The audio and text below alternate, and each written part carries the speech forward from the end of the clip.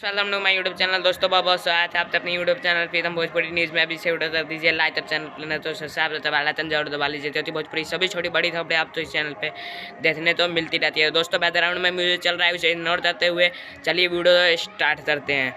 तो दोस्तों बता दो खेसारी लाल यादव था होली में साढ़ू आया है और पुआ थो 2 गाना रिलीज़ हुआ है सारेगामा हम भोजपुरी पर और यसी फिल्म्स पर। तो इन दोनों गाने तो आप लोग ढेर सारा प्यार दीजिए।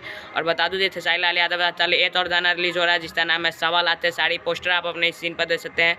ये गाना आप तो देखने तो मिलेगा शिवा फिल्म्स एंटरटेनमेंट है। जी हाँ दोस्तों, शिवा फिल्म्स एंटरटेनमेंट से और काफ़ी शानदार गाना होने वाला है। डायरेक्ट वीडियो सॉन्ग देखने को मिलेगा और 6:15 पर कल रिलीज़ हो रहा है 9 मार्च। तो 6:15 पर तो आप लोग तैयार रहिएगा और वीडियो काफ़ी शानदार होने वाला है। इस गाने तो लिखा है कमल किशोर राजू जी ने और आर्या शर्मा जी ने म्यूजिक दिया है।